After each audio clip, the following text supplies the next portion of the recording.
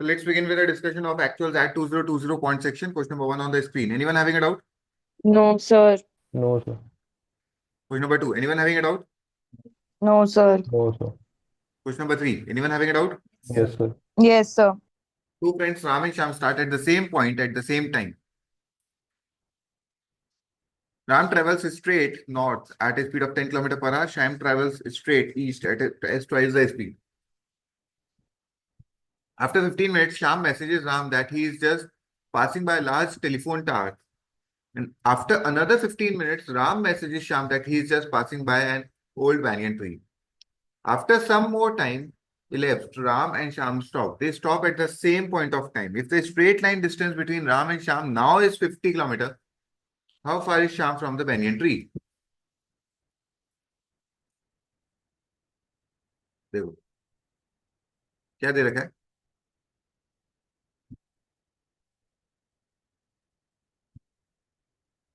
यहां से राम स्टार्ट होता है, नॉर्थ में जा रहा है 10 की स्पीड से, शाम जा रहा है 20 की स्पीड से। 20. ठीक है।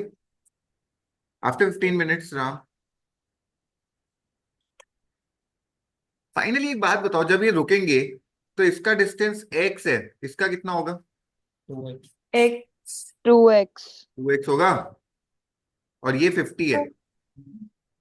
कहने से एक्स स्क्वायर प्लस 2x का यानी 4x का स्क्वायर इक्वल टू 50 का square 2500। Yes, sir. 2500 X square equal to 500 Hmm. Equal to 10√5।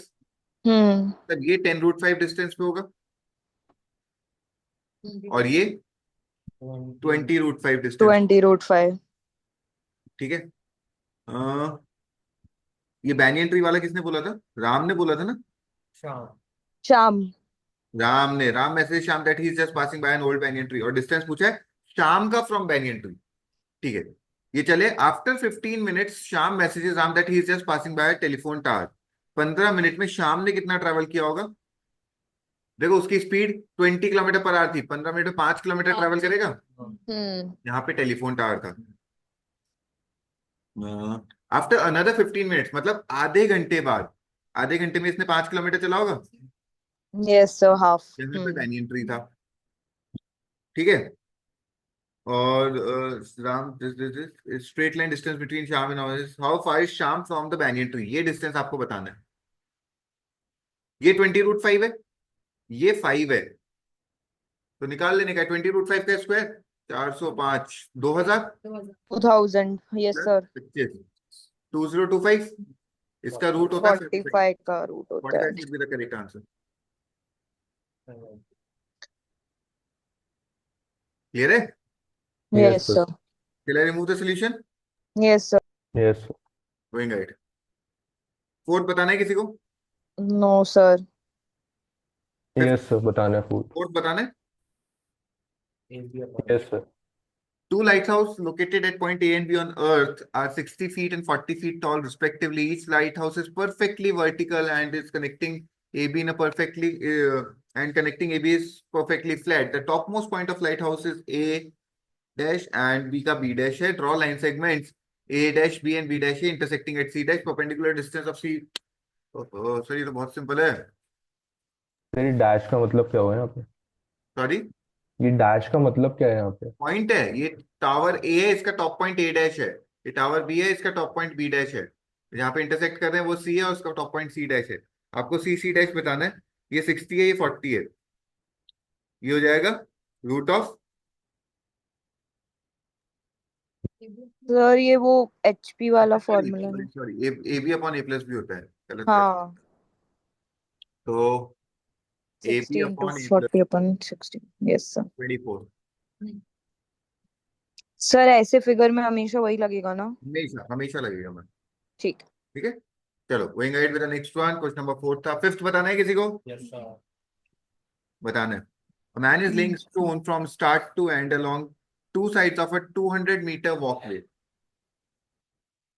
ये 200 मीटर का वॉकवे था। The stones to be laid at 5 meter apart from each other. 5-5 metre के gap पे आपको स्टोन्स रखने का है। ठीक है। When he begins, all the stones are present at the start of the walkway. यहाँ पे सारे stones present थे। He places the first stone on each side of the walkway. each side. फिर उसने वो बीच में रखा होगा ना, ईच साइड पे करा होगा ना। 100 मीटर का वॉकवे है। वो आपको सिंगल साइडेड कर देना है।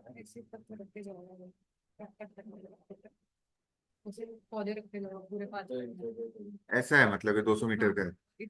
सारे यहाँ पे पड़े हैं। All stones are present at the start of the walkway. अच्छा, यहाँ पे कहीं पे स्टोन्स पड़े हैं। और ठीक सर है, हाँ इस पे 5 मीटर पे रख के है, इस पे 5 मीटर पे रख के है। फिर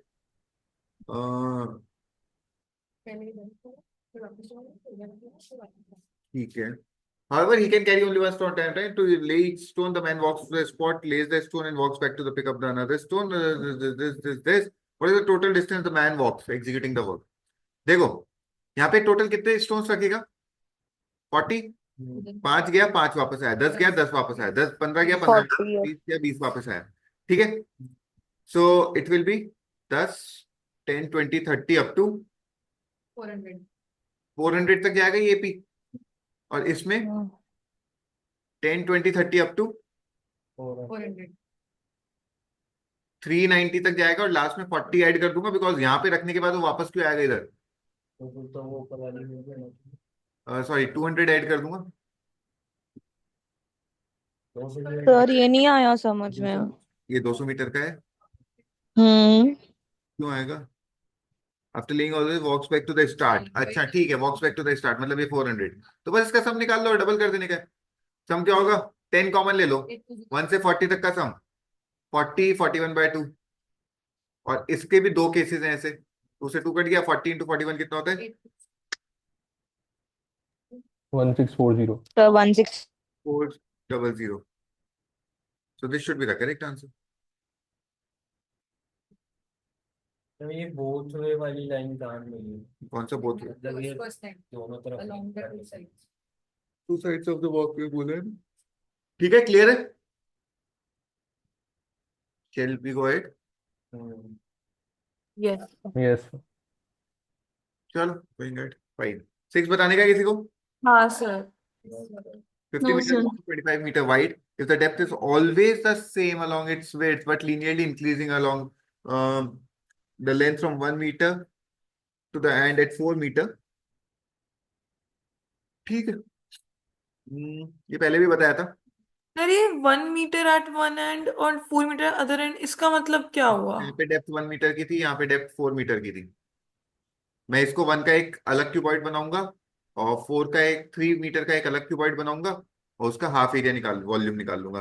1 वाले का हो गया 50 × 25 × 1 प्लस 3 वाले का हो गया 50 × 25 × 3 और इसका हाफ करना है। 25 ये हो गया 1.5 × 2.5 कर दो, 325 × 5 3125। क्लियर है? Yes sir. चलो going ahead, this was question number 6। 7 बताने का है? No sir. No sir 8? No sir. Yes sir चलो देख लेते हैं। In the figure given below, the cord has a cord length AB of length 12 centimeter. ठीक है, ये AB आपको 12 का दे रखा है, which makes an angle of 60 degree at the center of the circle. ये कॉर्ड को अगर आप सेंटर ऑफ द सर्किल से ज्वाइन करोगे तो ये 60 डिग्री का एंगल बनाएगा। ये कहाँ पर है? बाहर मिल जाएगी। ABCD is drawn as shown in the figure, a rectangle. OQ is perpendicular bisector of AB. OQ का है, Q तो देख सकते, ड्रॉ कर देता हूँ। OQ is perpendicular bisector of AB, intersecting the chord AB at P, arc AB at M, and CD at Q. OM equal to MQ. OM equal to MQ. ठीक है। The area of the region enclosed by the line segments AQ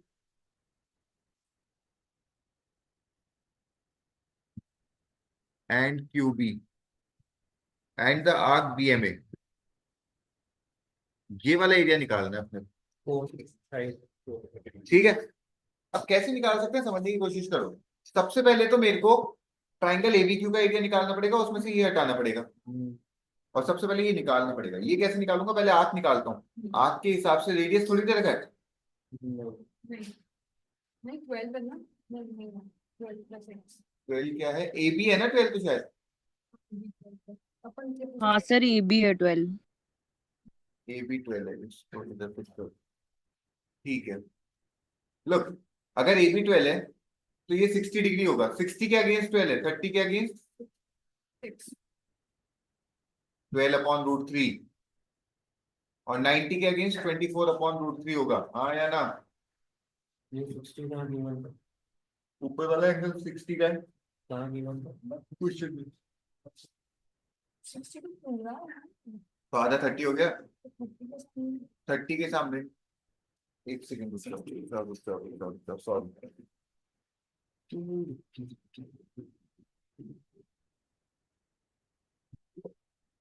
हाँ, अपना ये वाला angle 30 था, ये वाला angle value 6 है, तो ये 6√3 होगा और ये 12 होगा, हाँ है ना।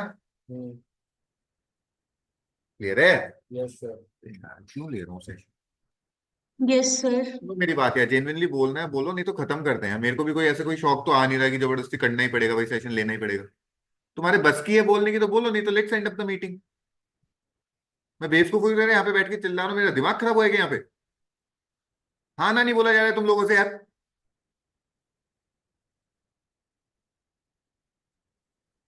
आते क्यों हो तुम लोग। को रिमूव करो।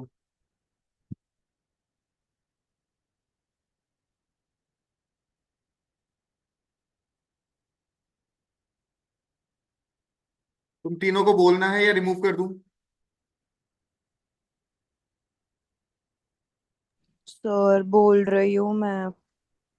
बाकी दोनों को बोलना है सर। बोलना है तो सर। क्या याद दिलाता रहूंगा क्या बोलना है, लिमिट होती है यार साला। हाँ ना नहीं बोला जा रहा है तुम लोगों से।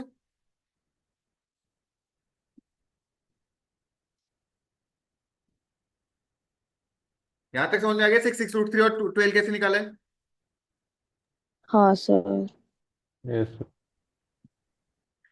सेक्टर का एरिया निकाल रहा हूँ। सेक्टर का एरिया होता है थीटा 136 पाई आर स्क्वायर 144/6, 24 पाई हो गया इसका सेक्टर का एरिया। इसमें से ट्राइंगल का एरिया सब्ट्रैक्ट कर रहा हूँ। अब ट्राइंगल का बेस देखोगे तो 12 का है। अच्छा, it's an equilateral triangle basically, तो इट इज √3/4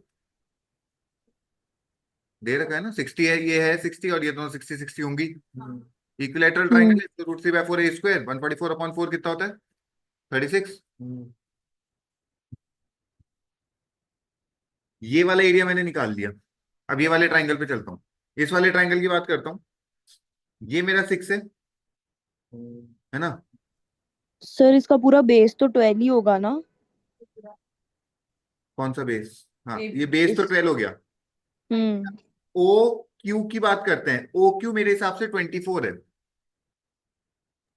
क्योंकि O M sir. Equal to M Q दे रखा है, और ओ एम 12 है, हम्म रेट एम क्यू भी 12 होगा। Yes sir. हाँ हाँ हाँ तो सर। ओ क्यू में से अगर मैं ओ एम सब्ट्रैक्ट नहीं ओ पी सब्ट्रैक्ट कर दूं, और ओपी है मेरा 6√3, तो मेरा पी क्यू आ जाएगा। पी क्यू सर, बट हाँ पी क्यू चाहिए। हाँ हाँ हाँ हाँ सर। 6 कॉमन लिया, 4 - √3। 4 - √3। ठीक है, ये पी क्यू आ गया। एरिया ऑफ ट्राइंगल निकालता हूँ, हाफ बेस 12 का है, 6 4 - √3। ठीक है, ये 36 36 × 4 144 -36। -6√3। ये ट्राइंगल का एरिया है। इसमें से ये वाला सब्ट्रैक्ट कर दो, -24 पाए -36√3, ये कट गया 120। 144, और इसमें से भी 24 कॉमन ले लो, 6 - पाए आ गया।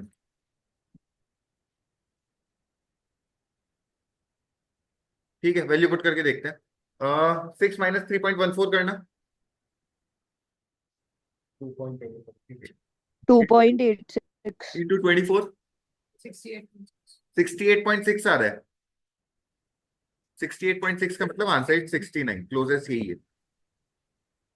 क्लियर है? Yes. Yes, Yes, sir. sir.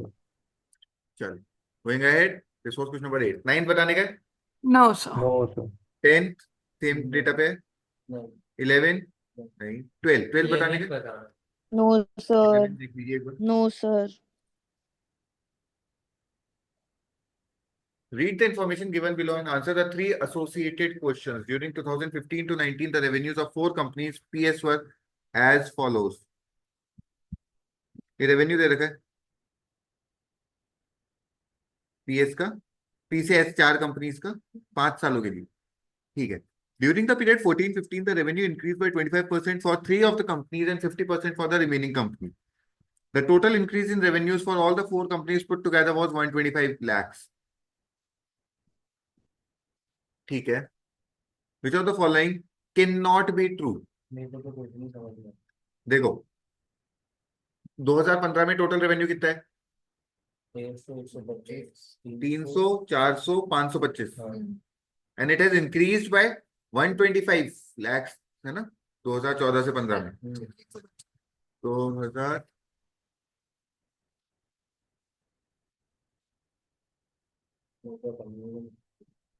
हाँ, 2014 से 15 में 125 इंक्रीज हुआ, मतलब 2014 में कितना था?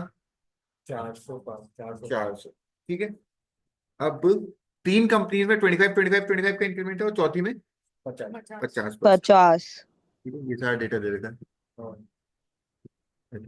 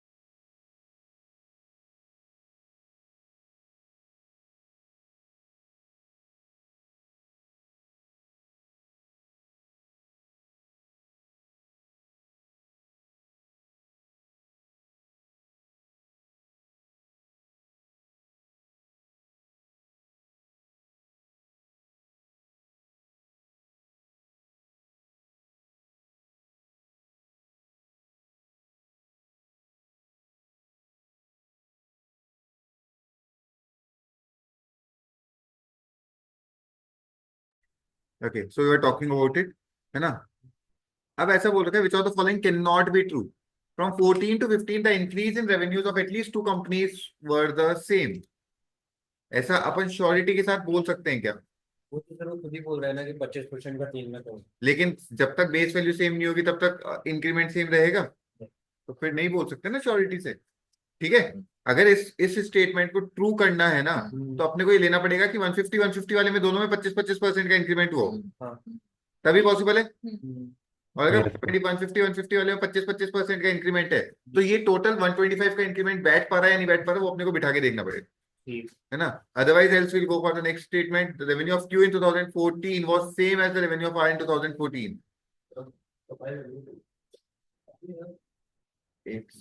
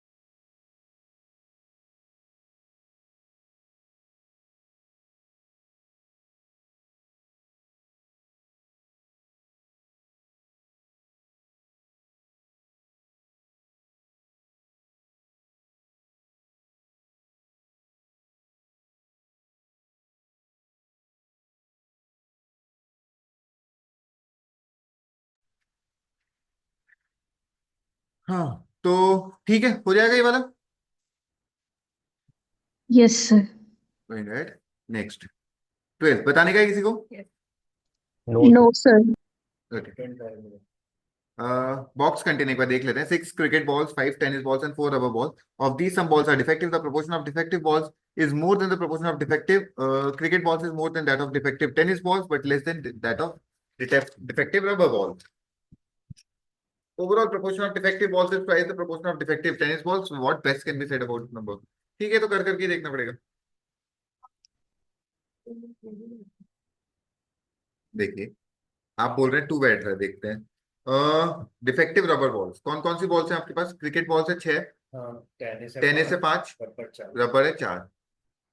ऐसा बोल रखा है proportion of defective cricket balls is more than defective tennis balls but less than defective rubber balls. तो सबसे ज्यादा प्रोपोर्शन किसका है डिफेक्टिव का? रबर रबर का डिफेक्टिव सबसे ज्यादा है. अगर रबर को एक डिफेक्टिव दूं तो इट इज 1/4. ठीक है, अब 1/4 को अगर इससे ज्यादा करना है और इसमें क्रिकेट को ज्यादा करना है तो 1/4 से बड़ी वैल्यू क्या ले सकता हूँ? 1/6 तो नहीं होगा, 2/6 होगा क्या? 2/6 कट के 1/3 दे देगा, है ना? 1/3. और अगर इसको 1/3 से कम करना है टेनिस को, एक सेकंड, रबड़ को सबसे ज्यादा करना था, उल्टा कर दिया. हाँ, तो इसमें 1/6 का एक ही ऑप्शन बचेगा अपने पास. और अगर इसको 1/6 से भी छोटा करना है तो 1/5 तो हो ही नहीं सकता, मतलब इम्पॉसिबल है. मतलब रबर बॉल एक डिफेक्टिव नहीं थी, 2 हो सकती है क्या? अगर 2/4 है यानी 1/2 हो गया ये. तो यहाँ पे या तो 1/6 आ जाएगा या फिर 2/6 आ जाएगा, है ना? अगर 1/6 आएगा वो तो पॉसिबल ही नहीं है, अभी अपन ने देखा था. और अगर 2/6 आता है जो कि 1/3 है, तो 1/3 होता है 33.33. उस केस में ये 1/5 हो सकता है और 2/5 तो 40% हो जाएगा, है ना? सो डिफेक्टिव रबर बॉल्स कितना हो सकता है? 2 हो सकता है. 2 पे बैठ रहा है ना यार. अरे 2 डिफेक्टिव रबर बॉल से मतलब आधी, 1/2 डिफेक्टिव है ना इसका प्रोपोर्शन. और क्रिकेट का इससे कम होना चाहिए. फिर तो इतनी सी बॉल कैसे डिफेक्टिव हो गया? तो पूरी डिफेक्टिव हो गया। पूरी कहाँ होगी? अबे प्रोपोर्शन निकाल रहा हूँ, 4 में से 2 बॉल डिफेक्टिव है. नहीं तो बॉल तो अपन ऐसे लेंगे ना भैया, तो पूरी डिफेक्टिव हो गई या फिर तो 4 बॉल थी, 4 में से 2 डिफेक्टिव है, तो पूरी तो ले रहा हूँ, पूरी 2 बॉल डिफेक्टिव है. मैं थोड़ी बोल रहा हूँ 2.5 बॉल डिफेक्टिव है. उससे कम टेनिस की होगी। हाँ, तो उससे कम आप क्रिकेट की कितनी करोगे? 0 हो जाएगी ना वो तो। उससे कम नहीं, उसका प्रपोर्शन कम होना चाहिए. नंबर ऑफ बॉल्स कम नहीं करने का है, प्रपोर्शन कम करना है. तो 2 बॉल अगर इसकी डिफेक्टिव ली तो 2 से इसका प्रोपोर्शन हो गया 1/2. 1/2 से छोटा करना है तो I could have taken it to be 2/6 which is 1/3. तो बैठ रहा है ना 2 पे तो यार. तो मैंने तो ऐसे ही देखा कि भाई 2 इसकी कर दी, 1 उसकी कर दी, तो 3 लेता हूँ तो 3 पे तो बैठेगा. 3/4 है, 3/4 से छोटा करने के लिए I could have taken it to be 1/6, 2/6, 3/6, Sir, 2/6. हाँ, पर ये तो overall proportion of defective balls है ना? ये वाली लाइन तो भूल ही गए अपन, सॉरी. हाँ. Overall proportion of defective balls is twice the proportion of defective tennis balls. Defective tennis balls का इसके हिसाब से 1/5 आ रहा है, तो ओवरऑल प्रोपोर्शन 2/5 आना चाहिए. अब इधर कितनी डिफेक्टिव बॉल ली आपने? 2 ली, और इधर भी 2 ली, और इधर 1 ली, और टोटल 15 बॉल्स थी. 15 यानी 5/15 यानी 1/3. गलत, ये नहीं बैठ रहा. ठीक है, तो accordingly I go ahead with the next one, है ना? सेकंड ऑप्शन ट्राई करेंगे, थर्ड ऑप्शन ट्राई करेंगे. ठीक है, ठीक है। चलो समझ में आ गया करना कैसे? Yes sir. Going ahead with the next one. 13 बताना है. हाँ Yes, sir. Yes, sir. When expressed in a decimal form, which of the following numbers will be non-terminating, non-repeating? Non-terminating, non-repeating क्या होता है? सर जो रिपीटिंग नंबर्स है but वो different होते हैं, मतलब सेम Irrational नंबर्स. मतलब इतना क्यों कर रहे हो? After इरेशनल बोल decimal. दो ना. Yes, sir. सर पाई की value. Irrational numbers non terminating non repeating है ना. हाँ पहले हाँ वाले सर. को सॉल्व करो. Open the brackets. It is π/2 into 1/π. 1/2 plus π/2 minus π/2 कितना आ गया? इरेशनल है क्या? नहीं, तो this is a wrong option. और is sin square 1 plus sin square 89? Side 9. किसी को आता है? सर सर पता नहीं. cos स्क्वायर 1 लिख सकता हूँ. sin One. स्क्वायर 9 हाँ. sin square 1 plus cos square 1 कितना होता है? 1. ये सारी वैल्यूज 1 प्लस 1 प्लस 1 की फॉर्म में आएगी. हाँ. और लास्ट में एक sin स्क्वायर 45 बचेगा. 1 होता है सब. sin स्क्वायर 45 होता है 1/2. 1/2. रैशनल है, तो ये आंसर नहीं हो सकता है. क्लियर है? Yes, sir. Open the brackets. 3√2 into √2 कितना हो गया? 6. minus 6 4 root 2 upon root 2, 4 minus plus 4 root 3. Rational, irrational? irrational. Irrational. irrational. Okay, sir. ठीक है, नॉन टर्मिनेटिंग नॉन रिकरिंग मतलब इरेशनल होता है। ऊपर भी आगे भी देखूं? No, sir, हो जाएगा. सर एक बार थर्ड हाँ फिफ्थ वाला बताओ ना सर. बता दो सर एक बार. Fifth बताना है? इनफिनिट. हाँ मैंने ये मार्क किया था सर. फिफ्थ वाला. पहले है 4 माइनस पाई, आगे ये जीपी है infinite, infinite GP. a upon 1 minus, 1 minus pi by when you 4. take the LCM it will be 4 minus pi Got it sir. upon 4 minus pi. Got it sir. Okay sir. Shall I remove the solution? Yes sir. Yes, sir. This was question number 13. 14 बताने का है anyone? Yes sir. ठीक है, a rectangular field 40 meter 30 meter long 40 meter wide, ठीक है, draw diagonals on the field and draw circles of radius 1.25 meter with the centers only on the diagonals. Okay,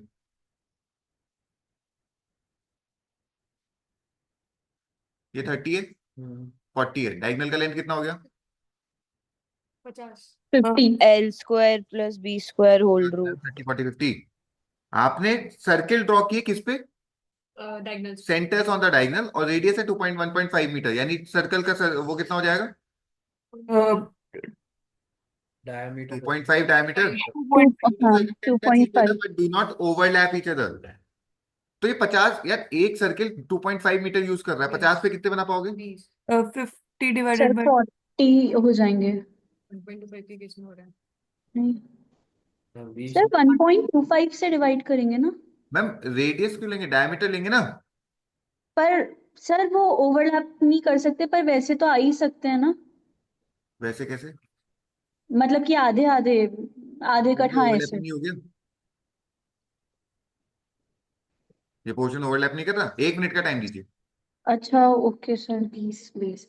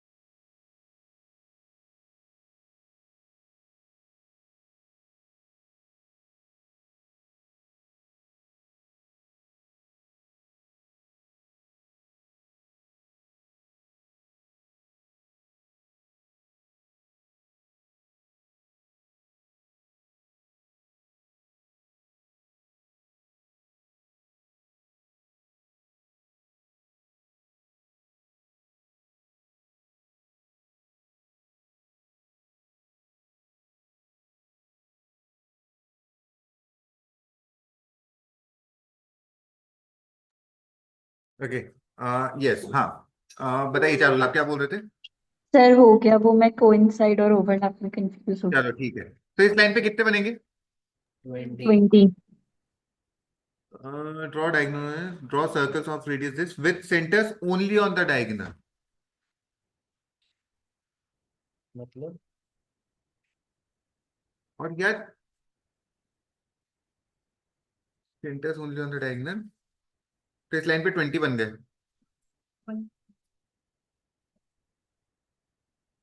20 में से 10 यहाँ पे आएगा, 10 यहाँ पे आएगा, तो ये ओवरलैप कर गया ना, दो हटेंगे तो ये चारों हट जाएंगे. चारों.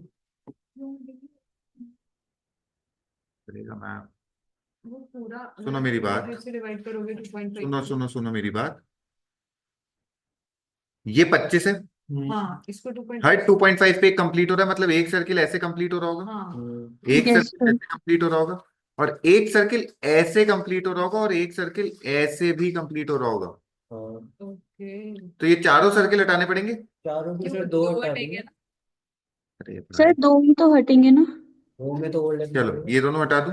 हाँ यस सर। ठीक है, तो इस लाइन के तो पूरे 20 ले लिए मैंने, ठीक है दूसरी हाँ लाइन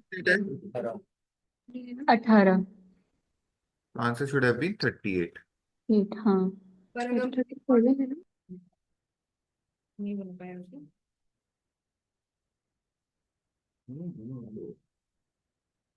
38 तो नहीं आ रहा है, और कुछ ओवरलैप हो रहा है क्या? आंसर कितना है? 37 है। तो हाँ, गलती कर गए। सर सर एक तो दोनों लाइन से हटेंगे और एक सेंटर में क्या पता पूरा कोइंसाइड कर रहा हो। रिवर्स होकर ये आप बोल रहे हो ऐसे बनेगा? नहीं हाँ ऐसे तो बेस बन ले गए। चुका ना हम देखो 25 की डायगनल है ये, हाफ डायगनल। 2.5 पे सर्किल खत्म हो रहा है, तो 25 पे 10 सर्किल खत्म हो जाएंगे, और 10 इधर खत्म हुए, 10 उधर खत्म हुए, 20। ये दोनों मैंने हटा दिए।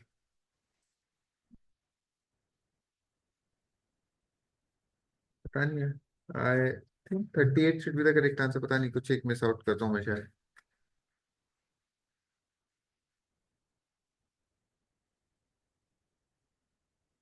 इधर से कोई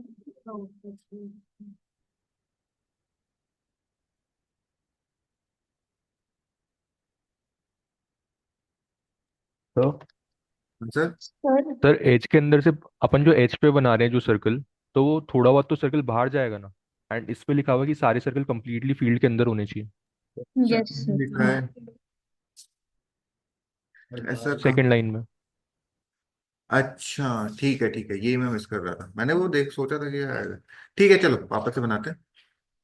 लुक, पहला सर्किल कब बनेगा? जब ये 1.25 और ये भी 1.25 हो जाए।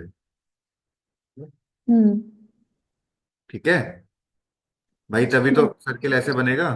हाँ ठीक है, और आप यहां से भी इतना डिस्टेंस छोड़ोगे, हम्म तो ये दोनों डिस्टेंसेस मिला के एक सर्किल कम होगा। मतलब you'll have 19 circles on this line, अच्छा और on the other line you'll have 18 circles, 37। लेकिन ये इतना कन्विंसिंग लग नहीं रहा है। हटा दी ना, तो भी तो 20 की जगह 18 की है। लेकिन सर। ये 17 होना चाहिए बस। हाँ बोलिए मैम। सर जो एक बीच वाला जो एकदम सेंटर जो होगा ना जहाँ पे अच्छा डायगोनल्स एक सेकंड, अब तो इंटरसेक्ट सेंटर पे करेंगे। एक ही आएगा ना? हाँ वहां पे एक ही आएगा। हाँ, तो इसलिए एक ही हटा। समझ गए? It will be like this. तो ये यस वाला सर। डबल काउंट हो रहा है एक्चुअली, हम्म। इसमें भी हो रहा है, इसमें भी हो रहा है। तो 19 और 19 और -1, तो 37 should be the correct answer. अभी सही। क्लियर है? Yes sir. Going ahead, this was question number 14। 15 बताने का है किसी को? Yes sir. Yes, sir.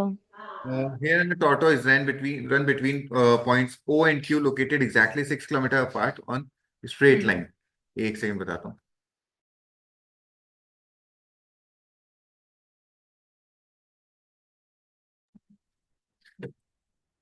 Point O and P exactly 6 kilometers from each other on a straight line।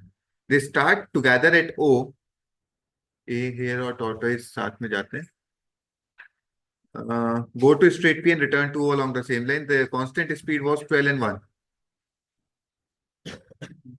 Since the tortoise is slower than the hare shuttles O and P until the tortoise goes once to P and returns to O। During this run, how many times the hare and the tortoise separated by exactly 1 kilometer of distance from each other? देखते हैं। जैसे ही race start हुई, एक बार 1 kilometre का gap आ गया होगा। मतलब let's assume ये कुछ 100 मीटर चला होगा, नहीं तो वो 1200 चला होगा, कहीं ना कहीं 1 किलोमीटर का गैप आ जाएगा। 1100 का आया तो 1000 का भी आया ही होगा ना, कहीं तो हाँ। किसी ना किसी पॉइंट पे तो आया ही होगा ना। ठीक है। अब ये हुआ क्या, आगे जा रहा था, वापस आ रहा था। तो जब वापस आ रहा था तो यहाँ पे टॉर्टोइस था, इसके मिलने से पहले भी 1 किलोमीटर और इसके मिलने के बाद भी 1 किलोमीटर, दोनों केसेस में हुआ होगा। नहीं मतलब समझ में नहीं आया। Yes sir.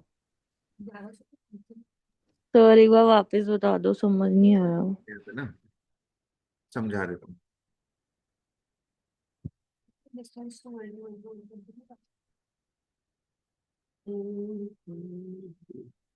ये 6 किलोमीटर है। हाँ। हम्म। अब एग्जैक्ट डेटा बता देता हूँ आपको। हेयर चला 1000 बाय 12 मीटर्स, ये तो है 1000 बाय सॉरी टॉर्टोइस चला 1000 बाय, टॉर्टोइस तो हेयर कितना चला होगा। 1000 बाय 11 ले लो, 1। एक काम करो 1000 बाय 11 ले लो। अज्यूम करेंगे। तो ये चला होगा 1000 बाय 11 × 12। हम्म, इन दोनों में गैप कितने का आ गया। 1000 1000 का बस। समझ में आया। तो जब 1000 बाय 11 होता है 90.9, तो जब हेयर 90.9 मीटर चला तो 1 किलोमीटर का गैप था इनमें। ये कैसे। Yes sir. ठीक है। Yes sir. हाँ। जब तक ये 6 किलोमीटर गया, हेयर कितना गया होगा, आधा किलोमीटर। 12:1 का स्पीड रेशियो है भाई। हाँ। ओके। तो वो 6 किलोमीटर गया, हाफ किलोमीटर गया। Yes sir. ठीक है। वो 6 किलोमीटर से वापस आया, ठीक है। तब तक ये कहाँ पे गया होगा। 1 किलोमीटर। पूरा वापस नहीं आया, अभी <6 किलोमीटर से वापस आया। तो जब ये दोनों एक दूसरे की तरफ चल रहे हैं तो कभी ना किसी पॉइंट पे आके तो 1 किलोमीटर का डिस्टेंस आएगा ही ना दोनों के बीच में। Yes yes sir. ठीक है। तो पहली मीटिंग यहाँ पे हो गई थी।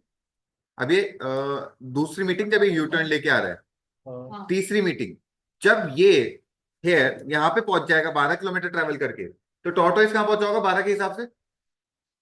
एक 1 किलोमीटर 1। हाँ। का रेशियो है। तो तीसरी मीटिंग हो गई। हम्म। इसके आगे फिर आगे चलेगा। ठीक है। अब इसके बाद क्या होगा, every time when they are crossing each other तो दो मीटिंग होगी। एक बार मिलने से पहले 1 किलोमीटर, एक बार मिलने के बाद 1 किलोमीटर, हम्म। है ना। और ये कब तक चलेगा, और जब तक रेस जब टॉर्टोइस तक का कंप्लीट ना हो जाता। जब तक हाँ। मेरे हिसाब से 12 घंटे चलेगा, चलो। क्योंकि टॉर्टोइस हाँ को 12 चलना पड़ेगा। यही चलना पड़ेगा ना सर। सर, 6 ही तो है। वापस भी तो आ रहा है। अच्छा। हाँ हाँ ठीक है सर। ठीक है। और हर एक के बीच में होगा क्या, जब टॉर्टोइस 0 से 0.5 किलोमीटर के बीच में था हाँ। तब एक मीटिंग हुई थी। जब टॉर्टोइस 0.5 से 1 किलोमीटर के बीच में था तो एक और मीटिंग हुई थी। हाँ। तो दो मीटिंग हुई थी, सॉरी। 1 से 1.5 के बीच में और दो, ये वो मीटिंग है ना जिनमें गैप 1 किलोमीटर का। 1.5 से 2 के बीच में दो, ऐसे सोन चलता रहेगा अप टू 5.5 से 6।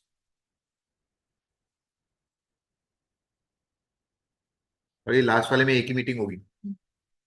समझ गए। तो दो हम्म। कितनी बार आ रहा है मेरे हिसाब से, 10 बार। Yes sir. तो कितना हो गया, दो तो 10 बार तो लास्ट वाले में दो होगी ना, क्योंकि मिलने के बाद वापस भी तो जाएगा ये। 11 बार आ रहा है शायद। कुछ बोल रहे हो सर। सर 2 बार होगी ना 5:30 से 6 वाले में। 5:30 से 6 में एक ही मीटिंग होगी सर। नहीं सर, पहले एक्चुअली 6 से पहुंचने से पहले ही होगी, वापसी में नहीं होगी। वापसी में दोनों रिटर्न करेंगे ना एक साथ।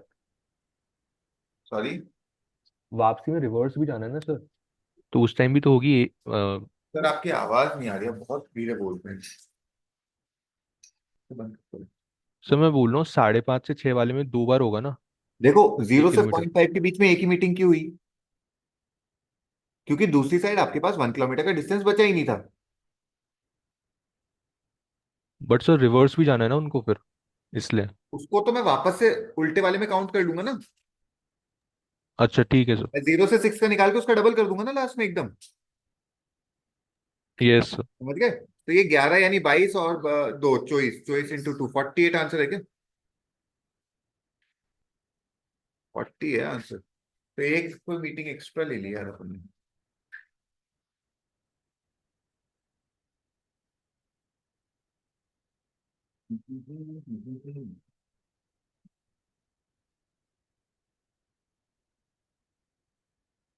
दस।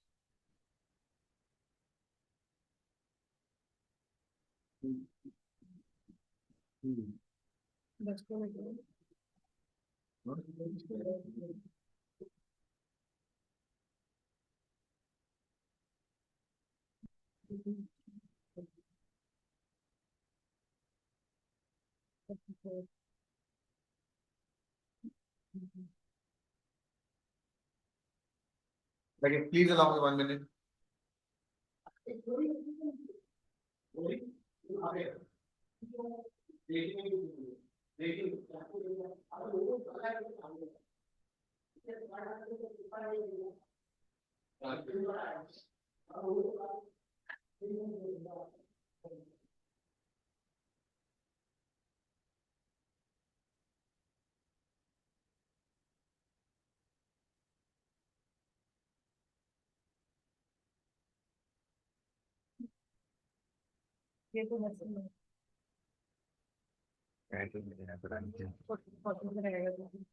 चलो ठीक है, एक बार इस क्वेश्चन पे वापस से आ जाएंगे अभी सेशन के एंड पे, एक बार आगे चल लेते हैं।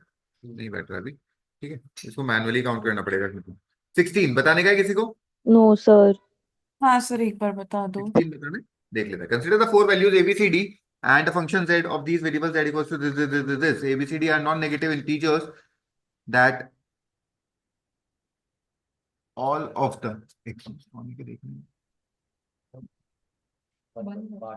अच्छा, that all of the following relationships must hold. 2a plus b is less than equal to 2, this. If z needs to be maximized, then what is the value d takes? देखो आपका जो है, they are non negative integers, मतलब या तो zero या positive हो सकते हैं। हाँ।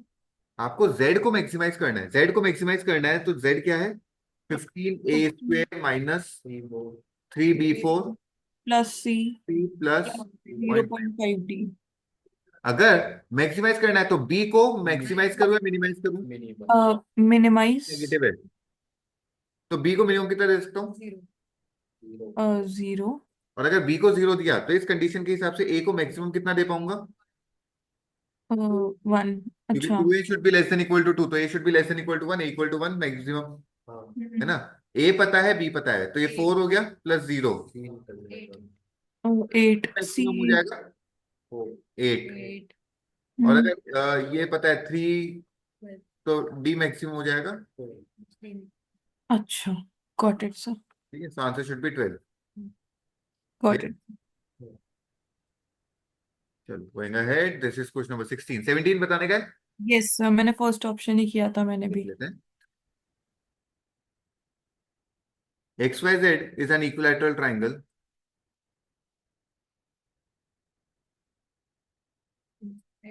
inscribed in a circle.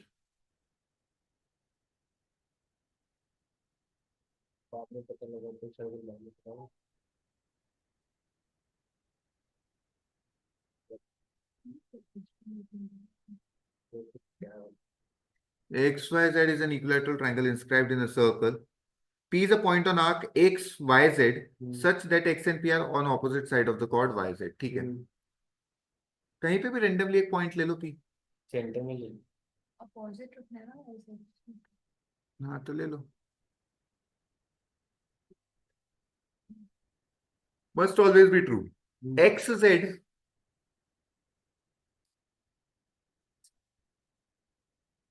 plus YP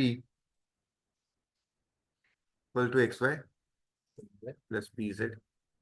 गलत है यार, देखो XZ और XY तो बराबर हो गए, जरूरी है YP और YZ हमेशा इक्वल हो? P यहाँ पे भी तो आ सकता है। हम्म। हाँ। पहला तो गलत है। XP equal to XY, XP equal to XY, ये तो इम्पॉसिबल है। Hmm XP plus PZ equal to XY plus YP। वही पॉइंट कहीं भी आ सकता नहीं बोल सकते हो XP plus PZ equal to XY plus YP, no surety at all. Must always true होना। XP equal to YP plus PZ, ये 100% XP equal to YP plus XP equal to YP plus है। P PY plus PZ, ये बोल रहे हो? मतलब ये R का हाँ PY प्लस PZ। ठीक है, देख लेते हैं। दिस इज XP,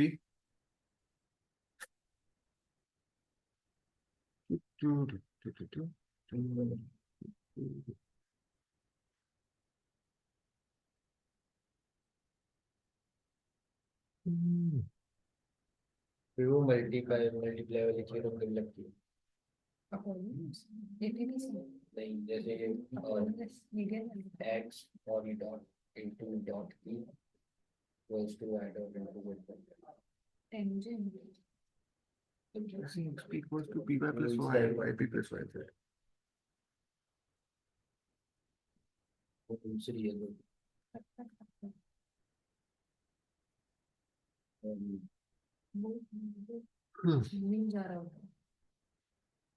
जो सर्किल है और एक ये लाइन का तो A B B है ये और तो मतलब A लो B को C लो इक्वल टू B है इनटू B है इसमें मतलब और बार जरूर एक टेंजेंट इससे मतलब कुछ होता है ये अंदर की हमको वो है तो अभी वाला तो कितने मार्क्स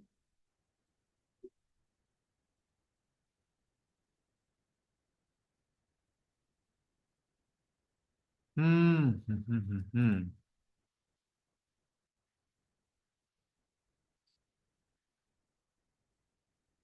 एक बार लास्ट वाला फिर डिफरेंट। ओके, एक और फिफ्थ ऑप्शन क्या है वो भी देख लेते हैं। XP equal to XY plus YZ, ये तो गलत ही है। XP equal to XY plus YZ, ठीक है। तो अब मेरे पास ऑप्शन क्या क्या बचे? पूरा ऑप्शन तो सारे एलिमिनेट हो गए एक ही में से। थर्ड और फोर्थ ऑप्शन में कंफ्यूजन थर्ड में है ना? XP प्लस PZ तो अपन कहाँ गया? रैंडमली कुछ XP plus PZ measurement equals to ऐसे तो थोड़ा होता XP plus PZ equal to XY plus. चलो ठीक है, इसको भी अपन प्रूव कर देंगे गलत। कैसे करेंगे वो देख लीजिए।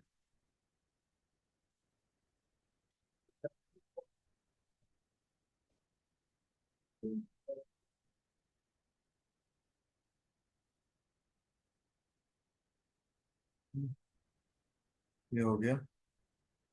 देखो, दो एक्सट्रीम केसेस होंगे, एक तो P एकदम सेंटर पॉइंट पे आ जाए या फिर P इधर ही आ जाए। तो फिर इस पॉइंट पे कंसीडर करूं तो what is XP? XZ exact plus हाँ PZ 0। मतलब एक बार दोबारा बताऊं क्योंकि PZ की जगह P को Z पे ला दिया हाँ तो XP प्लस PZ केवल XY हो जाएगा हो जाएगा क्योंकि इक्विलैटरल ट्रायंगल है। हाँ और equal to XY plus YP, तो XY तो XY इक्वल हो गया, YP गलत हो गया। मतलब ये ऑप्शन भी गलत है, ये ऑप्शन भी गलत है, ये ऑप्शन भी गलत है। हाँ ठीक है। और क्योंकि P तो कहीं पे भी हो सकता है ना। हाँ अच्छा, इसी पॉइंट को P को यहाँ पे ले लेता हूँ, तो XP equal to YP plus PZ, सही है। P को इधर ले लो, तो XP equal to YP plus PZ, तो fourth option is the correct answer. Clear है? Yes yes sir. कहीं पे भी हो सकता है। नहीं, देखा ना, opposite side of it. Second case में आपने कहाँ माना था P को? सेकंड केस या फोर्थ केस? मतलब हाँ फोर्थ ऑप्शन में जो आपने दूसरी बार बताया उस तब P का इधर ही। ओवरलैप करा दिया P। अच्छा ठीक है।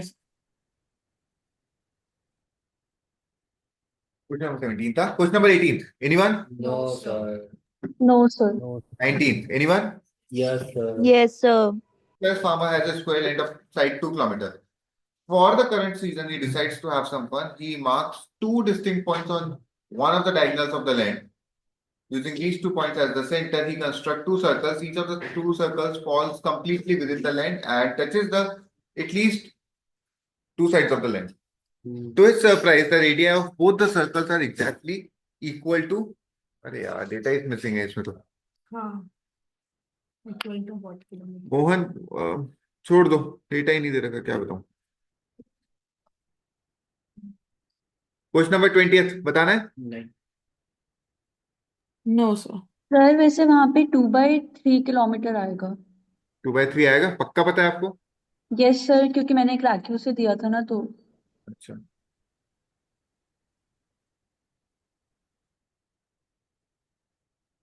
Mohanlal plants potatoes on the overlapping portion of these two circles. ठीक है. सबसे पहले आपके पास स्क्वायर है, ये स्क्वायर का डायगोनल है. आपने इस डायगोनल पे एक सर्किल ड्रॉ किया विथ रेडियस 2/3 किलोमीटर. Hmm. ठीक है. So this is 2/3 and this is 2/3 because the circle should lie exactly inside the hmm. field and there should be some overlapping area. Hmm. ठीक है. अगर ये 2/3 है तो ये कितना हो गया?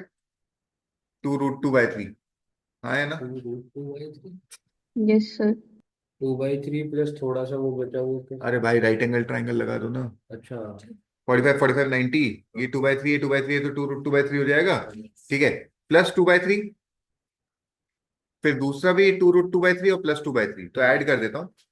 2√2/3 Hmm. Plus 2/3 plus 2/3 plus 2√2/3 Hmm. और ये टोटल था 2√2 क्योंकि डायगोनल ऑफ स्क्वायर है विद साइड 2. हम्म. 4/3 प्लस 4√2/3 अपन को निकाल इक्वल टू 2√2. इसको उधर ले जाके सब्ट्रैक्ट कर दो. 4/3 इक्वल्स टू 2√2 6√2 2√2/3. अभी इक्वल नहीं आ रहा है, इसका मतलब कुछ ओवरलैपिंग एरिया है. इक्वल कब आता? जब ये ऐसे टच होके निकल जाता, मतलब कुछ ओवरलैपिंग एरिया है. हाँ है ना? वो दे रखा है, यस सर. तो करना पड़ेगा ना एक बार कि कितना है. चलो अब ये फाइंड करने की कोशिश करता हूं मैं. तो ए यूनियन बी क्या होता है? A plus B minus A intersection B. This is A union B, यहां से लेकर पूरा यहां तक, which is equals to A intersection B. A plus B आएगा minus A intersection B. Common part X, तो एक्स निकाल लेता हूं. कितना आएगा? 4/3 प्लस 4 माइनस 2√2/3. 4 माइनस 2√2/3 इतना कॉमन एरिया आएगा. ठीक है. अपने को इसका एरिया निकाल के बताने का. ठीक है.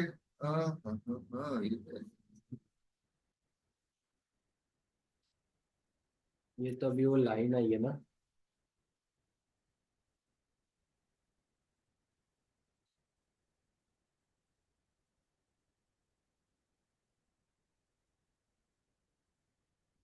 थोड़ा सा टेक्निकल है लेकिन निकल जाएगा.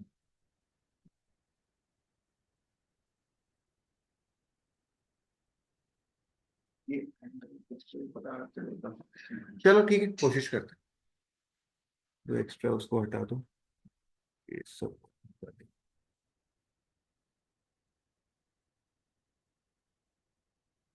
देखो इसको सेंटर से ज्वाइन कर लो. ये यहां से लेकर यहां तक का रेडियस था कितना? यहाँ से लेके 2/3 रेडियस ऑफ सर्किल. हम्म. इसमें से अच्छा ये जो पोर्शन है, जब मैं इसकी कॉर्ड को ड्रॉ कर दूंगा तो ये दो इक्वल पार्ट्स में डिवाइड हो जाएगा, है ना? अभी है 4 माइनस 2√2/3, तो ये वाला पोर्शन मेरे हिसाब से आ जाएगा 4 माइनस 2√2/6. 2 माइनस √2/3. तो कॉमन लेके काट दो ना. अच्छा. हाँ. क्लियर है? Yes sir. कोई दिक्कत? नहीं. चलो अगर आपको ये पता है तो आपको ये भी पता चल जाएगा यहां से लेकर यहां तक का, इसको रेडियस 2/3 में से ये सब्ट्रैक्ट कर दो, 2 माइनस √2/3, तो हो जाएगा 2/3 माइनस 2/3 कट गया, प्लस √2/3 हो जाएगा ये। और फिर वो एरिया का ही बचा इंटरसेक्शन। अब ये √2/3 पता है आपको और रेडियस पता है, तो आप ये साइड निकाल लोगे। हम्म थिंक अबाउट इट, अगर ये √2/3 है और ये उसका √2 टाइम्स है, 2/3 है, मतलब this should have been a 45 degree का एंगल, और ये भी √2/3 होगा। 1 1 √2 का रेशियो 45 45 90 में ही आता है। हाँ तो बोल रहा हूँ ये जो ट्राइंगल बन रहा है ना आपका, हाँ आपको ये पता है ये 2/3 है, हाँ आपको ये पता है ये √2/3 है, हाँ तो √2/3 को इंटू √2 करूंगा तब 2/3 आ रहा है ना हाइपोटेन्यूज, मतलब ये भी √2/3 हुआ होगा, मतलब ये 45 डिग्री का एंगल हो गया होगा। और अगर ये 45 है तो सेंटर पे आपने 90 डिग्री का एंगल बनाया होगा, और अगर सेंटर पे 90 डिग्री का एंगल है तो उसका एरिया हो जाएगा 1/3, सॉरी 1/4 पाई r²। ठीक है, हाँ इस एरिया ऑफ सेक्टर में से एरिया ऑफ ट्राइंगल को सब्ट्रैक्ट कर दो। एरिया ऑफ ट्राइंगल कैसे निकालोगे, हाफ, बेस कितना है 2√3 + 2√3। 2√2/3, और हाइट कितना है √2/3। हाँ ठीक है, तो 2 से 2 कट गया, अच्छा ये कितना हो गया, 4 से 4 कट गया, π²/9, हम्म सॉरी π/9 माइनस ये हो गया 2/3, 2/9, तो पाई माइनस 2/9, और ये आपका ये वाला एरिया है, इसका डबल कर, 2 इंटू पाई माइनस 2/9, कैसा। यस सर ओहो, बैठ गया भाई, बैठ गया, क्लियर है। Yes sir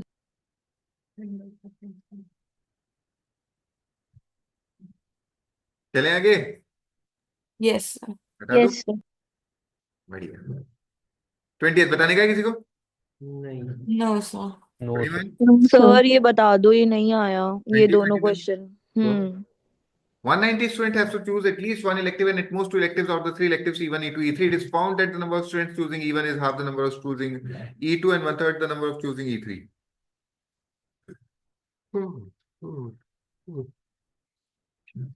E1, E2, E3, 190 students से टोटल, एक फोन ये 0 आएगा। E1 is half E2 and 1/3 E3। Variable ले लेते हैं मतलब। ठीक है, तो E1 को आप x ले लो, तो E2 हो गया 2x और E3 हो गया 3x। ठीक है, so what the number of students choosing two electives is 50. Now what is A union B union C? A plus B plus hmm C minus intersection इसका ए वैल्यू 50, इंटरसेक्शन बी इंटरसेक्शन 50 सी। में क्या add हो गया, 240, 6x, x 40 आ गया। Yes ठीक है, yes sir अभी 40 बच्चा था, ये 80 बच्चा था, और 80 और 1। 120 ठीक है। Which of the following cannot be obtained from the given information? Number of students choosing E1 निकाल सकते हो क्या, हाँ निकाल लिया 40। हम्म ओनली E1 थोड़ी बोला, E1 बोला है। Number of students choosing either E1 और E2 और बोथ बट नॉट E3, या तो E1 ले या E2 ले या दोनों ले बट E3 नहीं ले, ये निकाल सकते हो क्या। हाँ सर, ये 140 हो गया ना, सॉरी 120। निकाल सकते हैं। तो 190 माइनस 120 हो गया ना। 190 माइनस 120 90 माइनस 120 कर देना, सिंपल सी बात है, हम्म इसी वजह से सर्किल को सब्ट्रैक्ट कर देना। Number of students choosing both E1 and E2, ये वाली वैल्यू निकाल सकते हो क्या, यूनियन नहीं निकाल सकते, हाँ नहीं नहीं। ये इंटरसेक्शन नहीं निकलेगा। आगे देखते हैं और ऑप्शन क्या है। नंबर ऑफ चूजिंग E3 निकाल लिया। Hmm hmm number of students choosing exactly one electives, हाँ भाई टोटल 190, उसमें से 50 टू इलेक्टिव्स वाले हैं, तो 140 वन इलेक्टिव वाले ही हो गए, 1 वाले हो गए, ये निकाल हाँ। सकते हैं। Only statement 3 can not be determined, okay sir. That should be the correct answer. ठीक है, हम्म 21 बताने का है। हाँ, एक बार ये भी बता दो ना सर। ठीक है, क्या दे रखा है, In addition to the given information, which of the following is necessary and sufficient to compute the number of students choosing only E1, only E2, only E3? The number of students choosing only E2 and the number of students choosing both E2 and E3. अगर आपको let's assume ये पता चल गया ये कितने लोग हैं हाँ और ये कितने लोग हैं, तो आप ये निकाल- हाँ हाँ आपको ये दोनों वैल्यूज पता है हाँ और E2 का पूरा 80 पता है, तो आप ये भी निकाल लोगे। ये तीनों मिला के 50 थी, एक और एक दो तो पता है, तो तीसरी निकल जाएगी और ये निकल गई तो ये भी निकल जाएगी। तो इसके बेसिस पे अपन सब कुछ डिटरमाइन कर सकते हैं। राइट। Correct answer. ठीक है सर, समझ आ गया। गोइंग अहेड 21 के बाद 22 बताना है किसी को? Yes, no sir. Sir. No sir. Ashok had a bag containing 40 cards numbered with the integer 1 to 40. No two cards are numbered with the same integer. Likewise, his sister Shilpa has another bag containing only 5 cards that are numbered from 1 to 5 with no integer repeating. ठीक है? Their mother Lata randomly draws one card from each Ashok's and Shilpa's bag and notes down their respective numbers. If Lata divides the number obtained from Ashok's bag by the number obtained by Shilpa, what is the probability that the remainder will not be greater than? Sir इसमें मैंने ऐसे किया था कि अलग अलग मतलब 1 2 3 4 5 5 तो केस ले लिए थे। टोटल केसेस कितने बनेंगे? टोटल सर मुझे ऐसा ध्यान नहीं है, बट मैंने मतलब जिस तरीके से किया था सर, ग्रेटर देन 2 नहीं होना चाहिए ना। तो जैसे 1 और 2 ले लिया, 1 से अगर डिवाइड कर रहे हैं तो 2, और 2 से डिवाइड करें तो 1 2 3 4 ले लिया, तभी मैक्सिमम 2 होगा, 2 से ज्यादा नहीं होगा, तो उसके 4 केस हो गए। कैसे? सर आपकी आवाज नहीं आ रही मुझे बिल्कुल। टोटल 200 केसेस होंगे। हाँ। पहले में से कोई सा भी 40C1 इंटू 5C1। हम्म। अब फेवरेबल केस क्या है? अगर शिल्पा के बैग से 1 निकलता है तो आप कोई सा भी केस ले आओ, वो तो हमेशा रिमाइंडर 0 ही देगा। हाँ 40 अच्छा, ओके, हाँ। अगर शिल्पा के बैग से 2 निकलता है तो भी कभी भी रिमाइंडर ग्रेटर देन 2 नहीं हो सकता है। ये वाला फिर से बताना सर एक बार। अगर आपका शिल्पा का वैल्यू ही 2 है तो रिमाइंडर 0 या 1 ही आएगा। हाँ, शिल्पा के बैग से अगर 3 निकलता है तो भी reminder can not be greater than 2, maximum 2 reminder ला सकते हो आप। ठीक है। भाई शिल्पा का अगर 3 नंबर है तो रिमाइंडर 0 1 या 2 ही आ सकता है, ग्रेटर देन 2 कैसे लाओगे? हाँ, ओके, अच्छा, हाँ, ठीक अगर है। शिल्पा के बैग से 4 निकलता है तो आप रिमाइंडर 0 1 2 3 ला सकते हो। और अपने को केवल 3 रिमाइंडर वाले केसेस हटाने हैं। 1 से लेकर 40 में ऐसे कितने नंबर्स होंगे जो 4 से डिवाइड करने पे 3 रिमाइंडर देंगे? 4 प्लस 3 की फॉर्म वाले में 10 नंबर होंगे। हाँ, बराबर। हाँ। 3 हाँ। 7 11 15 ऐसे 10 नंबर होंगे। इन 10 नंबर को हटा दो। अगर अच्छा, 5 निकलता है तो रिमाइंडर 4 3 और 4 दोनों हटाना है। अच्छा, ठीक है 40 सर। तक ऐसे कितने नंबर होंगे जो रिमाइंडर 3 या 4 देंगे? 5 से डिवाइड करना। हाँ 5 से 3 प्लस 4 8 नंबर 16। और उसके 8 3 के 8 4 के 16 नंबर हटा दो, 24 बचेगा। 120 और 24 174 out of 200। 87 should be the correct answer, 0.87। अच्छा, ठीक है ठीक सर, है, got it. Yes sir. Shall we go ahead? Yes sir. Yes sir. बताने का yes sir. XYZ are 3 software experts who work on upgrading the software in a number of identical systems. X takes a day off after every 3 days of work, Y takes a day off after every 4 days of work, and Z takes a day off after every 5 days of work, starting afresh after a common day off. X and Y working together can complete one new upgrade in 6 days. X and Z together can complete 2 new upgrades in 8 days. Y and Z together can complete 3 new upgrades in 12 days. If Y, Z work together, after how many days exactly will they be required to complete this job? Total 6 upgrades पूरी करनी है। मतलब निकला ही नहीं। दे नहीं रहा है। वही तो। चलो देखते हैं।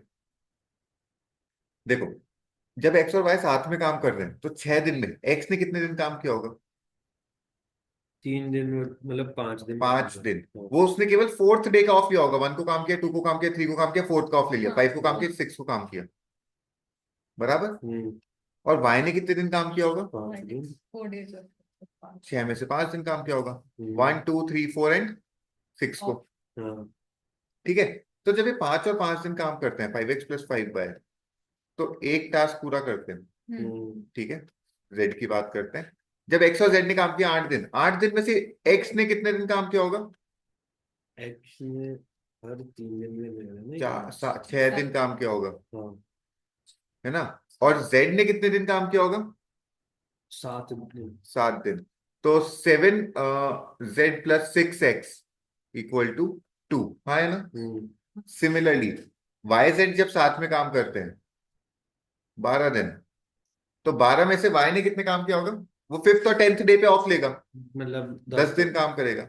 जेड कब ऑफ लेगा? 6th और 12th डे पे, हाँ तो इसने भी 10 दिन काम किया तो इसने भी 10 दिन काम किया। तो 10y + 10z equal to = 2 unit लिया ना, 2 न्यू और इसको 3 लिया ना। तो ऐसे ही ठीक है, अब यार एक सेकंड रुक जाओ। फर्स्ट इक्वेशन में से 5 कॉमन लो, x + y = 1/5 और थर्ड इक्वेशन में से 10 कॉमन लो, y + z = 1/3 सॉरी 3/10 इन दोनों इक्वेशन को सब्ट्रैक्ट कर दो। हाँ तो z - x = 1/10, 1/5 को 2/10 लिख सकता हूँ। सब्ट्रैक्ट किया, कोई दिक्कत नहीं है ना। और 7z + 6x = 2, हाँ तो 6 से मल्टीप्लाई कर दो। 6z + 6x = 6/10 6/10। सब add the both the equation, 13z आएगा 6/10, और ये 26/10 हो गया, हाँ 1 2। तो z का वैल्यू आ गया 1/5। हाँ z को इधर पुट कर देता हूँ। z - x कितना था? 1/10 था, एक्स आ जाएगा तो x आ जाएगा 1/10, हाँ और x आ गया तो x को पुट कर देते हैं। x + y 2/10 था, तो y आ जाएगा 1/10। यहां तक कोई दिक्कत? नहीं एनीवन? नहीं नो नो सर। सर। क्या बोल रहे हैं? XYZ start afresh on a new upgrade after a common day off. Exactly how many days will be required to complete this job? मेरे हिसाब से एक ही जॉब करना है इनको। एक बार एक का तो निकाल के देखते हैं। अगर एक यूनिट करना था तो देखो, 1 2 3 डेज, स्टार्टिंग का 3 दिन तो सब काम करेंगे। हाँ एक दिन में कितना काम कर रहे हैं? 1/5, 2/5 काम कर रहे हैं एक दिन में, हाँ है ना। बिल्कुल तो 4/10 कर देंगे 4/10 यानी 40% हो गया, हाँ तो 2.5 दिन में काम पूरा हो जाएगा। क्या बात है? तो एक से ठीक है, समझ में आ गया। सर बट ये इक्वेशन का आपको कैसे पता लगा कि कितने दिन काम कर रहे हैं तो अपन ऐसे अगर नॉर्मल निकालते हैं कि x + y 6 दिन में काम कर रहे हैं ऐसे करेंगे अरे भाई, अपने को ये नहीं पता ना 6 दिन में से काम कितने दिन कर रहे हैं, अच्छा इसलिए ऐसी इक्वेशंस बनाई। एक दिन में 40% काम कर रहा है तीनों मिला के, 100% के लिए 2.5 दिन लेगा, और 2.5 दिन तक तो सब काम कर रहे हैं, कोई छोड़ के गया ही नहीं था। Is that clear everyone? Shall we go ahead with the next one? Yes sir. Yes sir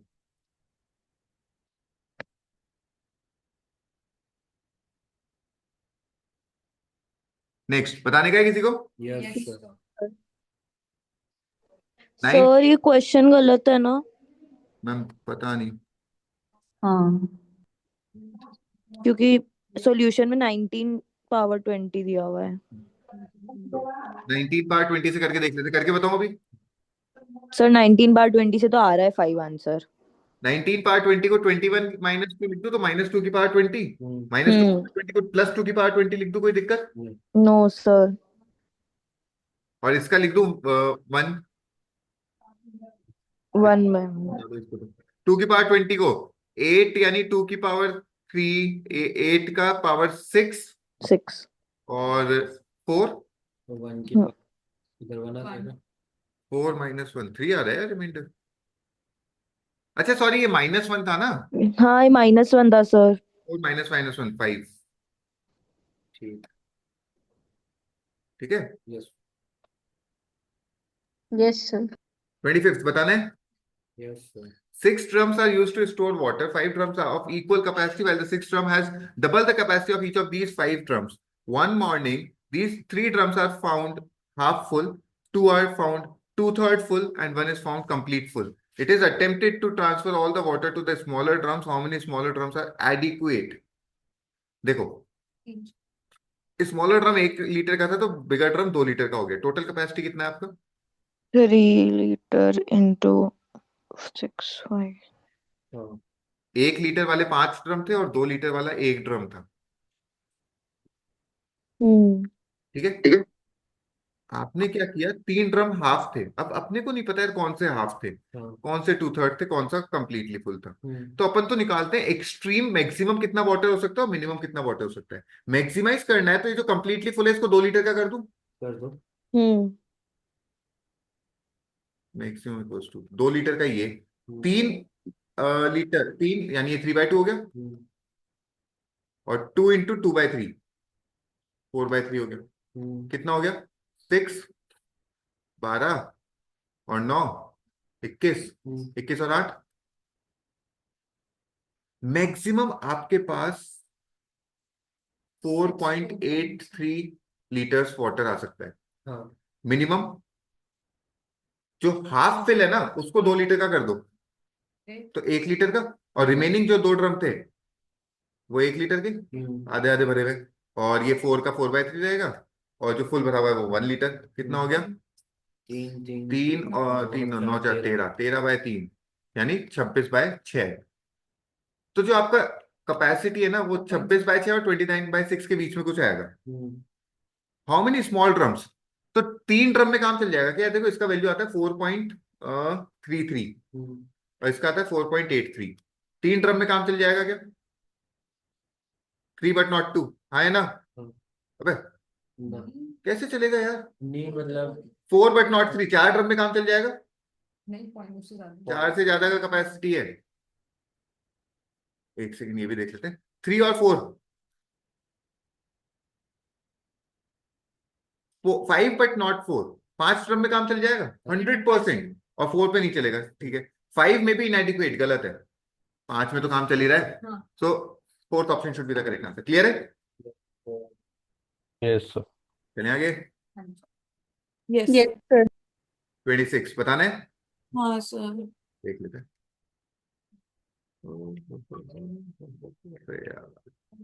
अरे हाँ ये तो अरेंजमेंट है, हो गया था ये ऐसे अरेंजमेंट चलो देखते हैं.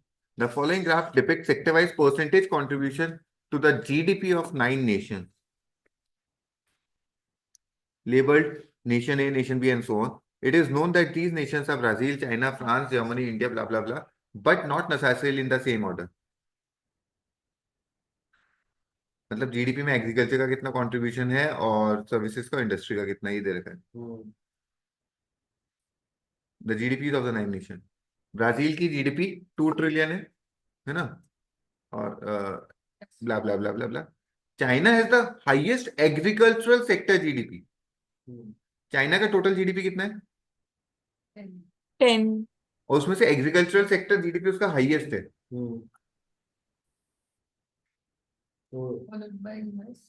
Valued at 1 trillion. 10 में से 1 है मतलब कितना परसेंट हो गया? 0.10. 10% हो गया. हाँ 10%. नेशन एफ सेक्टर की बात करते एग्रीकल्चर हाँ दे तो रखा है. एफ में 10% है तो एफ को चाइना बना दूं. अच्छा हाँ. ये हो गया China. Followed respectively by USA and India. China has the highest agricultural GDP, followed by USA. Second number पे USA और थर्ड पे इंडिया है. USA कितना है टोटल? 17. अब 17 का अगर 17% लेता हूं तो 1 से ज्यादा हो जाएगा. 17 का 5% लेता हूं तो 0.85 सही है. 3% लेता हूं तो सही है. 1% लेता हूं तो सही है. 5% लेता हूं तो सही है. 6% लेता हूं तो बाकी सब तो सही है. इंडिया का कितना है टोटल? 2. हाँ 2 का तो कुछ हाँ नहीं. ये वाले पॉइंट पे चलो. In terms of percentage contribution to the respective nations, GDPs by the respective sectors, the UK and France are respectively first and second. समझा नहीं? In terms of percentage contribution of respective to the respective nations GDP by their service sectors, UK and France are respectively first and second. मतलब UK और France first और second position पे आते हैं जब service sector का contribution देखा जाता है तो। हाँ इससे पहले यूके और फ्रांस का जीडीपी पता होना जरूरी है। यूके का है 3 और फ्रांस का भी 3। हम्म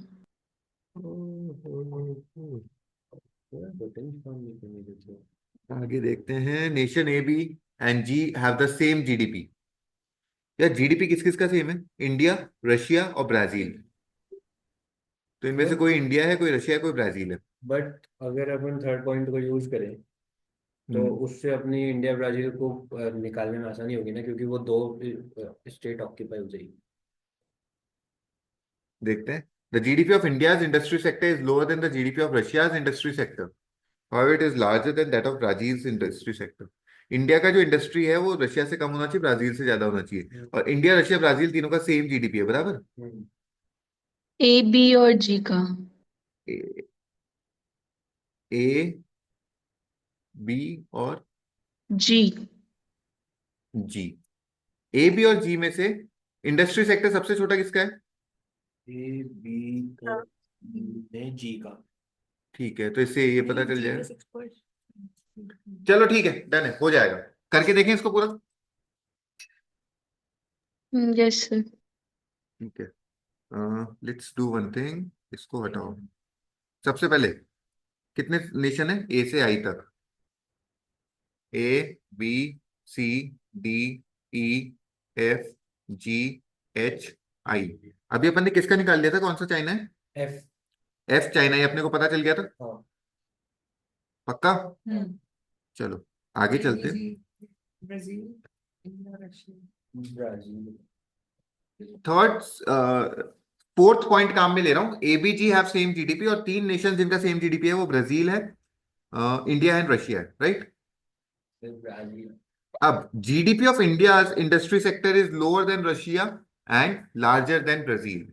ठीक है, सो रशिया का इंडस्ट्री सेक्टर सबसे बड़ा होना चाहिए। एबीजी में देखो सबसे बड़ा किसका है? बी का है मेरे हिसाब से। ए बी जी में बी का सबसे तो बी रशिया हो गया। हाँ हाँ।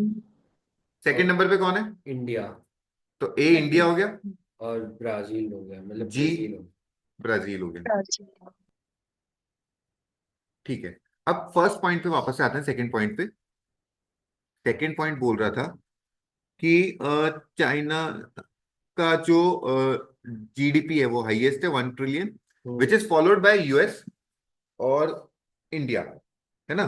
तो अब इंडिया का जो एग्रीकल्चर सेक्टर है ना वो यूएस से कम होना चाहिए। इंडिया ए है, ए का एग्रीकल्चर सेक्टर कितना है? 17% ऑफ 2 हो गया, 0.34। 0.34 हो गया।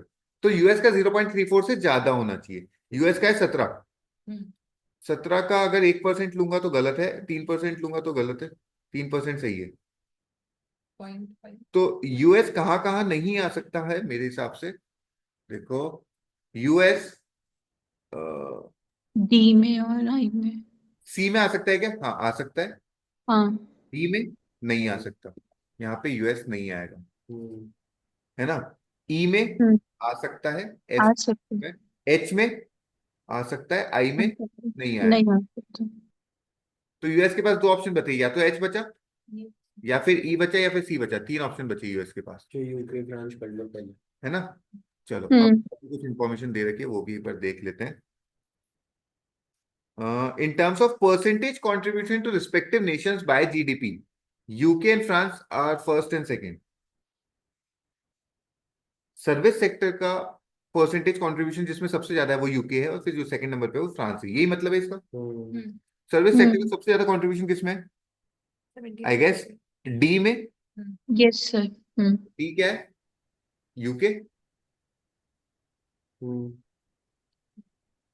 फर्स्ट पे यूके, सेकंड पे फ्रांस है ना। तो फ्रांस 19 वाला हो जाएगा। 79 के बाद कौन सा है?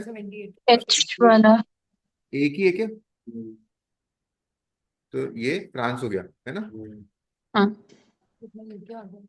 तो यहाँ पे भी यूएस नहीं आएगा, तो यूएस के पास दो ही ऑप्शन बचे, सी या ई, है ना। और कौन कौन कंट्रीज थी? पर इससे क्वेश्चन निकल गए आगे भी, क्वेश्चन निकल जाएंगे। चलो एक बार क्वेश्चन पे चल लेते हैं।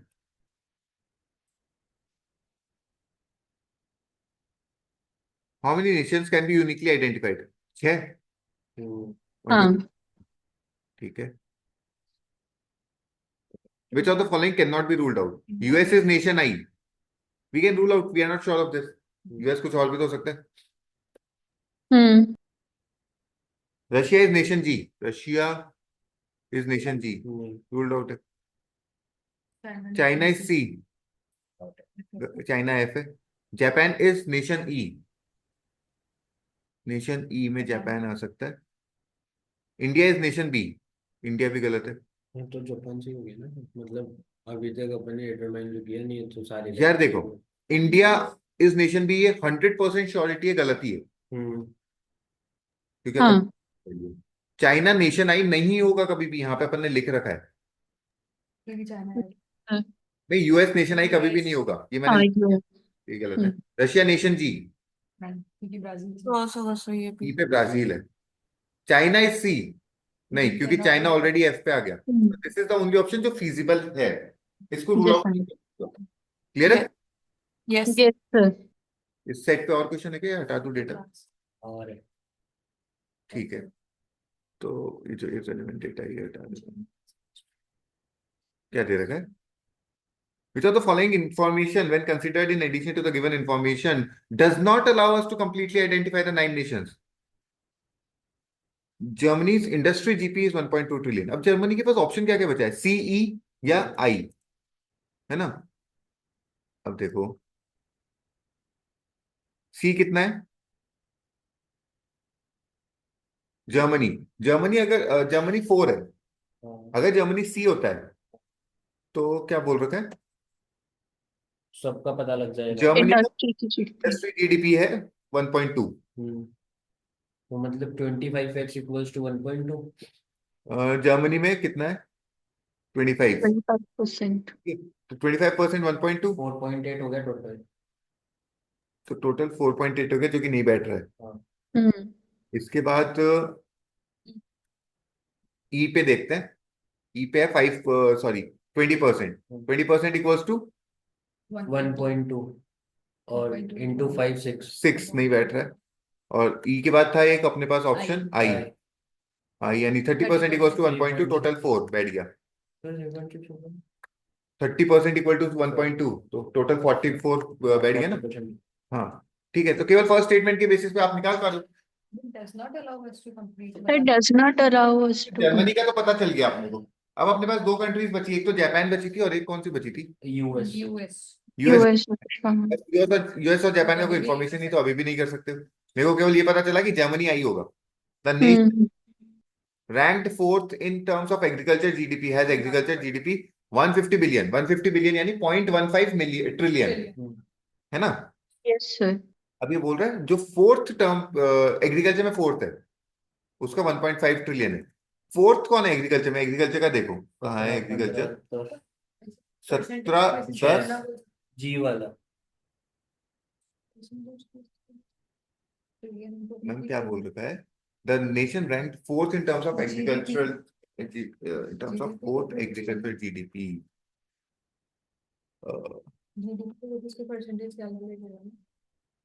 परसेंटेज नहीं बोला एक्चुअली, जीडीपी का एब्सोल्यूट वैल्यू बोला है. ये पहले सबका कैलकुलेट करना पड़ेगा. Japan industry GDP is 1.25 trillion.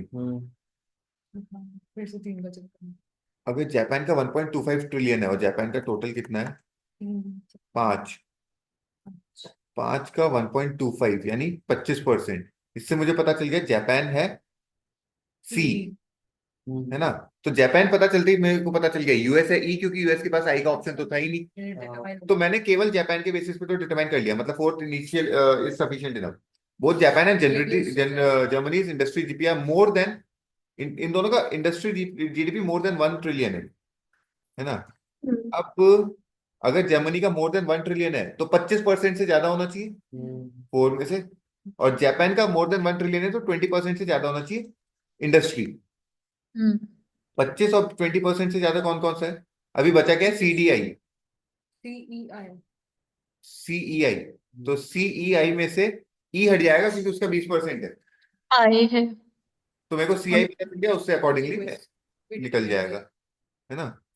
और हो ठीक है, जाएगा। तो मैं फिफ्थ के बेसिस पे निकाल पा रहा हूँ, फोर्थ के बेसिस पे निकाल पा रहा हूँ, फर्स्ट के बेसिस पे नहीं निकाल पा रहा हूँ। हम्म बेसिक नहीं निकाल पा रहा हूँ, तो मैं हाँ। आगे चेक क्यों कर रहा हूँ यार? वही मतलब लॉजिकली फर्स्ट से आंसर आ गया था मेरा तो। Yes sir.